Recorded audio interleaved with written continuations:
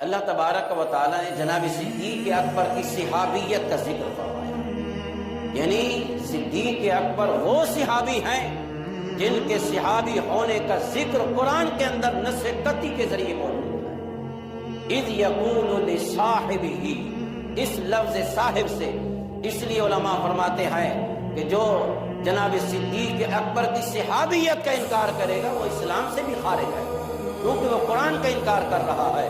اللہ نے جناب صدیق اکبر کو صاحب کہہ کر قرآن کے اندر مخاطب کیا۔ عام طور پہ ہر انسان کو فطری طور پر 4 چیزوں سے محبت ہے۔ سب سے پہلے اپنی جان سے محبت ہے، دوسرے نمبر پر اپنی اولاد سے محبت ہے، تیسرے نمبر پر اپنے مال سے محبت ہے، چوتھے نمبر پر اپنے گھر سے انسان کو محبت ہے، اپنے وطن سے۔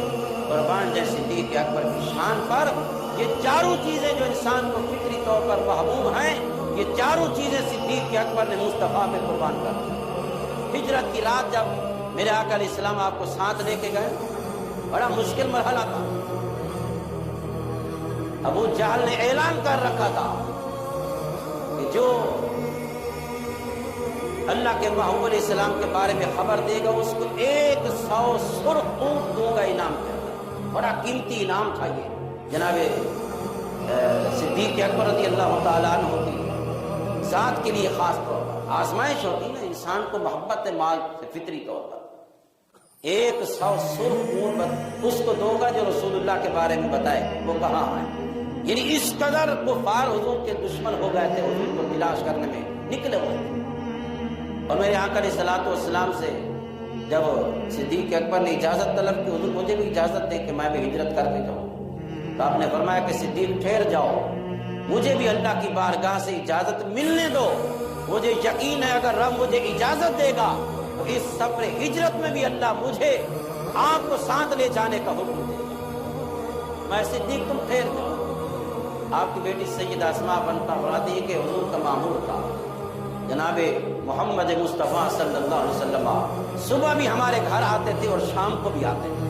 کتنے خوش نصیب ہیں صدیق اکبر جن کے گھر حضور چل کر آتے ہوں، کتنی بڑی عظمت و شان ہوگی اس گھر کی جس جانب مصطفیٰ کے قدم اٹھ کر جاتے ہیں۔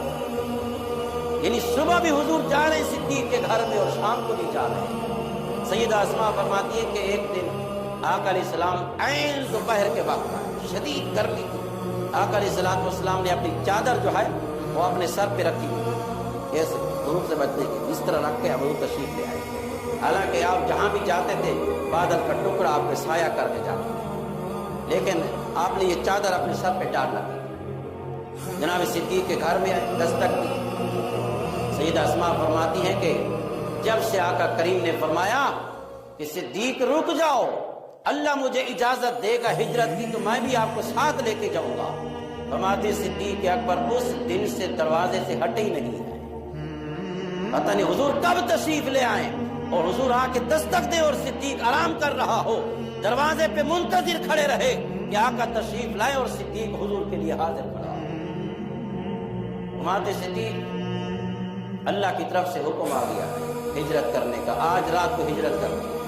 میں حضور میں تو پہلے سے تیاری کر چکا ہوں، یہ 2 اونٹنیاں خرید لی ہے میں نے، ایک اونٹنی آپ کے لیے خریدی ہے اور ایک آپ نے لیے خرید کے رکھی ہے۔ یہ مال کی قربانی دیکھ، اس زمانے کے اندر کتنا مال تھا، کچھ بھی نہیں تھا صحابہ کے پاس، لیکن قربان جیسی صدیق اکبر کی شان پر مصطفیٰ کے لیے کیا کیا قربان کر رہے ہیں۔ اور حضور نے فرمایا آج رات کو ہجرت کریں گے، یہاں سے رخصت ہو، اونٹنیاں تیار تھیں۔ میں نے اپنے غلام سے کہہ دیا ہے 3 دن کے بعد غار ثور کے منہ پہ لے کر آنا، تاکہ ہم وہاں سے جب سفر کا آغاز کریں تو اونٹنیاں پہلے سے تیار ہوں۔ عرض کرتے حضور ایک غلام بھی خرید کر رکھا ہے جو ہمیں عام طور پہ اس راستے کے علاوہ اور راستے سے لے کے جائے گا جو مدینے کی طرف جانے والا مشہور راستہ نہیں، اور وہ جانتا بھی ہے اس راستے، لیکن حضور کے لیے کتنا اہتمام کر رہے ہیں، ایک ایک چیز کو تیار کر رہے ہیں حضور علیہ السلام کی ذات کے لیے۔ آقا علیہ السلام کو ساتھ لے کے گئے۔ اب وہ غار ثور کا جو نقشہ ہے اس کو ذرا سامنے لے کر آئے، جس نے دیکھی ہے غار ثور، غار ہرا نہیں، غار ثور کتنی بڑی اونچائی پر ہے، 5000 فٹ کی بلندی ہے، لیکن اس زمانے کے اندر جب جناب صدیق اکبر مصطفیٰ کو لے کے جا رہے ہیں، ذرا وہ نقشہ سامنے لے کر آئے، کتنی بلندی ہے، دشمن کا ڈر ہے، رات کا وقت ہے، اور جناب صدیق اکبر مصطفیٰ کریم کو اپنے کندھوں پہ سوار کر کے لے جا رہے ہیں۔ عقل کے اندر آنے والی بات نہیں ہے۔ قربان جائیں صدیق اکبر کی شان پر مصطفیٰ کو کندھوں پہ سوار کیا اور غار ثور کی منزل طے کر گئے۔ بس یہاں عاشقوں نے یہاں ترجمہ کر دیا ہے، وہ فرماتے ہیں صدیق کا امتحان تھا، کیسے مصطفیٰ کو وہاں پہنچاتے ہیں۔ اللہ نے فرشتوں کو بھیجا جو صدیق اکبر کو پروں پہ اٹھا کے غار ثور پہ پہنچا دیا۔ امتحان تھا صدیق اکبر کا، اس کے اندر کامیاب ہو گئے، کندھوں پہ اٹھایا۔ کیا وہ خوش نصیب کندھے ہیں، کیا وہ خوش نصیب ہیں صدیق اکبر کے کندھے جو مصطفیٰ کے ایک مصطفیٰ کا قدم دائیں کندھے پر ہے اور ایک قدم بائیں کندھے پر ہے، اور صدیق اکبر کے کندھے ہیں، مصطفیٰ کی ذات ہے۔ صدیق اکبر مصطفیٰ کے پاؤں کو غور سے دیتے ہوئے جا رہے ہیں۔ کیا خوش نصیبی، کیا مقام ہے، اتنی بڑی بلندی پر پہنچ جائے۔ غار کے کونے پہ پہنچ گیا، کہتے حضور آپ یہاں تشریف، پہلے میں جاتا ہوں۔ وہ پتہ نہیں کتنے ہزاروں سال پرانا غار ہے، وہ اس کے اندر جانور بھی ہیں، کچرا بھی پڑا ہوا ہے، تکلیف دہ چیزیں بھی ہیں۔ کہتے حضور آپ یہاں رکے، پہلے میں جاتا ہوں، غار کو صاف کرتا ہوں، اگر کوئی تکلیف دینے والی چیز ہو تو مجھے دے دے اور آپ کی محفوظ رکھے۔ اندر جاتے ہیں، اپنی چادر سے غار کو صاف کرتے ہیں، جو غار کے سوراخ ہے اپنی چادر کے ٹکڑے کر کر کے اس غار کے سوراخوں کو بند کرتے ہیں۔ یہ جان کی قربانی دے رہے صدیق کو، یار اپنی اولاد کو چھوڑ کے آ گئے، اولاد سے کتنی محبت، چھوڑ دیا ان کو، کوئی ضرورت نہیں ہے۔ آج مصطفیٰ کا ہم سفر بن رہا، قیامت تک لوگ یاد کرتے رہیں گے صدیق اکبر۔ کہتے حضور آپ رک جائیں، سارے سوراخ بند کر دیے، ایک سوراخ رہ گیا، عرض کرتے حضور تشریف لے آئے، 2 سال ہو گئے، آقا علیہ الصلوۃ والسلام کو بٹھا دیا، میرے آقا کریم نے اپنا سر انور مصطفیٰ نے جناب صدیق کی گود میں رکھ دیا۔ یہی تو وہ نیکی تھی جس کے لیے عمر فاروق بھی کہا کرتے تھے، ارے صدیق عمر بھر کی نیکیاں لے لے، بس وہ غار میں جو تم نے مصطفیٰ کی زیارت کر کے نیکیاں کی ہیں وہ عمر بھر۔ یار ایک ریل کے اوپر قرآن رکھا جائے تو بڑا تعظیم کے قابل ہو جاتا ہے۔ یار جس گود کے اندر صاحب قرآن ہو، لیکن ریل رکھے ہوئے اس پہ کون رکھے گا؟ اس پہ کیوں نہیں رکھے گا؟ اس پہ کیونکہ اس پہ قرآن رکھا جاتا ہے تو یہ قابل تعظیم ہو گیا ہے یہ ریل۔ یار جس گود کے اندر صاحب قرآن نے اپنا چہرہ انور رکھا ہو، قربان جائے صدیق کی شان پر اس وقت یہ عبادت جناب صدیق اکبر کے سوا کوئی بھی نہیں کر رہا تھا۔ اس لیے تو صحابہ عرض کرتے تھے صدیق ساری نیکیاں لے لے، بس وہ نیکی دے دے جو حضور کو دیکھ کر کیے تھے۔ وہ صدیق کیا جواب دیتے تھے؟ میں صدیق کے پاس ہے ہی وہ ایک نیکی، تم اس کو بھی لینے کے چکر میں ہو۔ صدیق کے پاس ہے ہی وہ ایک نیکی، تو دیکھیں جان کی قربانی۔ حضور صلی اللہ علیہ وسلم گود کے اندر سر انور رکھ دیا، ایک سوراخ رہ گیا، اس میں صدیق نے اپنی ایڑی رکھ دی، یعنی اس ایک سوراخ سے بھی اندر نہیں آنا دے رہے تھے، کسی تکلیف نہ پہنچے ہوئے۔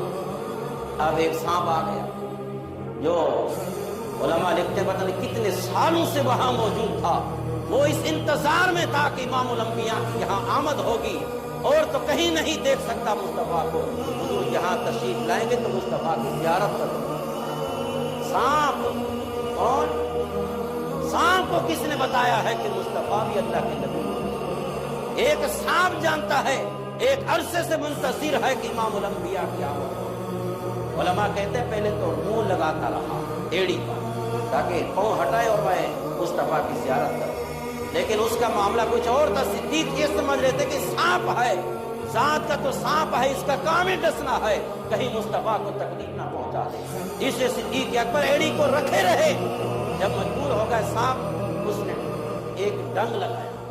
علماء کہتے ہیں کہ محبت میں اس نے ڈنگ لگایا تاکہ ایڑی کو ہٹائے۔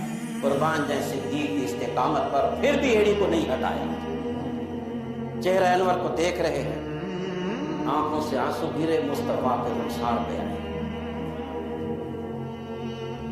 حضور نے آنکھ کھولی، جب حضور نے آنکھ کھولی تو صدیق اکبر کے چہرے کو دیکھا، وہ صدیق کیا ہو گیا.